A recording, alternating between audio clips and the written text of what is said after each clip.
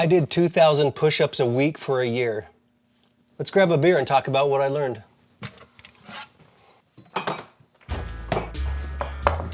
I think there's one very appropriate way to celebrate this milestone.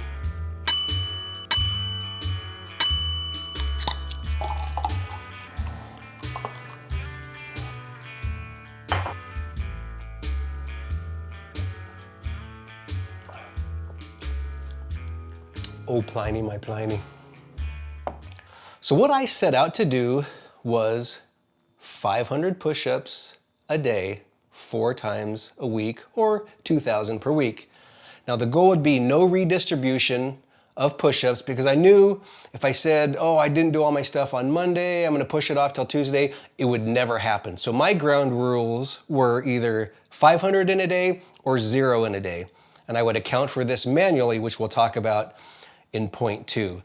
Now, for the year, I did 98,000. And if you do a quick calculation, you go 52 times 2,000, that's 104,000. Yeah, I did 98. I missed 3 weeks. One, I went to Minnesota, totally planned, have no qualms with that one. The other 2 weeks I missed are the last 2 weeks of the year, and that's something we'll have to talk about in point number 5 for physical pain.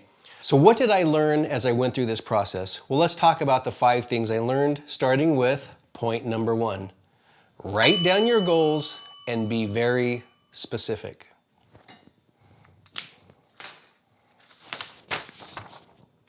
That is truly how specific and simple it was. Measurable, attainable. Now, for me, that's a realistic goal because I had been doing 300 per week prior to this. Push-ups are a big part of my life. I got a perfect score on the physical fitness test at the Air Force Academy. So push-ups are well within my realm, very realistic for me to do. Now let's go see how I track this. Number 2, manual accounting systems are awesome. What do I mean by that? So when I was doing this, I had to figure out a way that I was going to track this. And I thought, okay, I can use my phone, my computer. Oh, no, I need something very visible. So the end result, I printed a calendar off of Excel, and that was it. And here's what it looks like.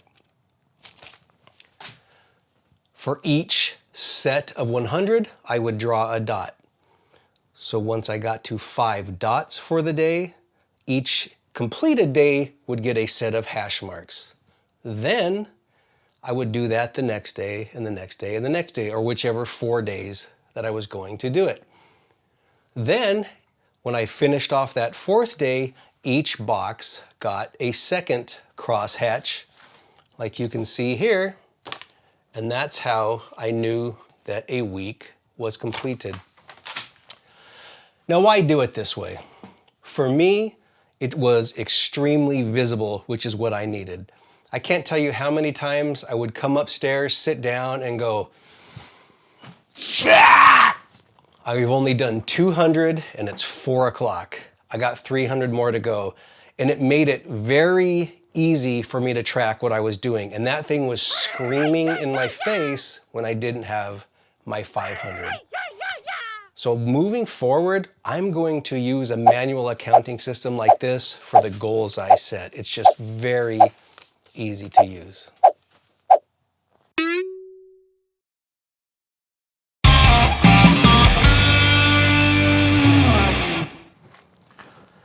Number 3, the mental grind is way worse than the physical grind.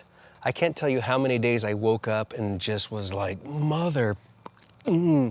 because I knew I had to do 500. Not because it hurt physically, but the sheer volume of having to do it day after day and holding myself accountable. That was a big thing, is when you hold yourself accountable and you're tracking your progress, that's a very challenging thing, but it's a good thing mentally. And I've learned a lot about just holding yourself accountable on a daily basis. And the other part of this I learned is just start.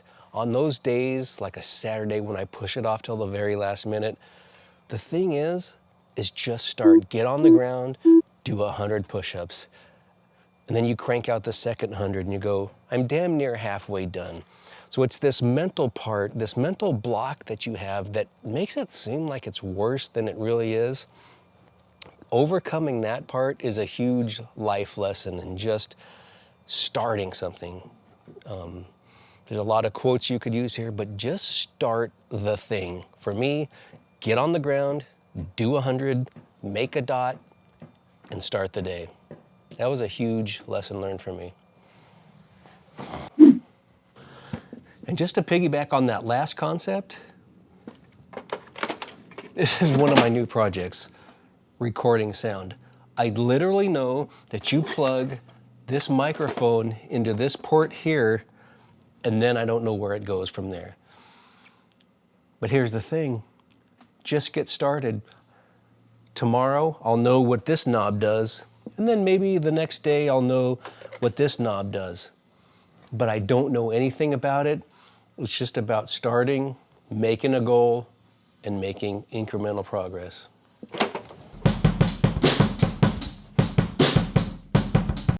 Ah! That's so frustrating. Number 4, readily accessible. The reason I chose push-ups mostly is because I knew that at any time I could just drop down and do push-ups. I didn't have to be at the gym.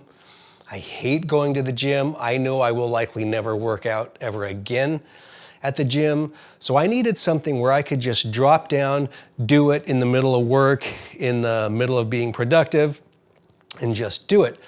A typical set of 100 will take me literally 2 minutes. I would typically go down 65, rest, 25, rest, 15. There's a set of 100. I could do that within 2 minutes. Generally, this would take me from the hours of 9 to 3, more or less. I'd usually be done by 3. So having something that's readily accessible is huge. Secondarily, the drums you see sitting here, this is my next project. Needed to have these out, ready to use, because I've set some goals for next year. And following up on the habit of doing things manually, you can see I started to chart workouts for the drums, hand exercises, foot exercises, all those types of things that I've already sort of built on. I can just keep going in terms of tracking progress. That ditty you heard at the beginning is from My Hero by the Foo Fighters. Do do do do chicka do do do do do chicka do. Playing that on the bass drum has been haunting me for 20 years. I can never freaking get it. So I'm gonna start charting daily progress, beats per minute. Do do do do chicka do do do do do chicka do. That could be a video coming up in 30 days. Now the last thing, number 5, very important, listen to your body. I made reference to the fact that I didn't finish the last 2 weeks of this year, and that was because my arm could no longer take it. And I'm not talking about, oh, I'm a little stiff from the push-ups yesterday. I'm talking about, oh, I can't lift the shampoo bottle over to my head type of soreness.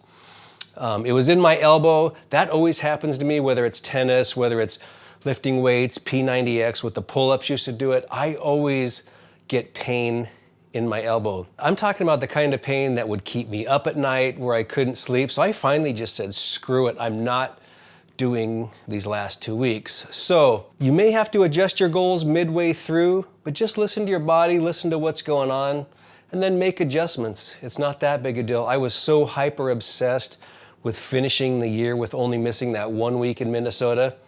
I simply couldn't do it. I just couldn't physically do it anymore. So listen to what your body's telling you.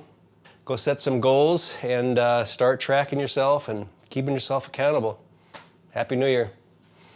A little something, something.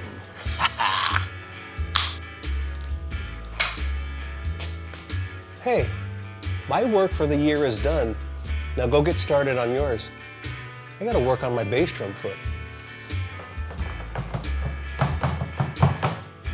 Maybe later.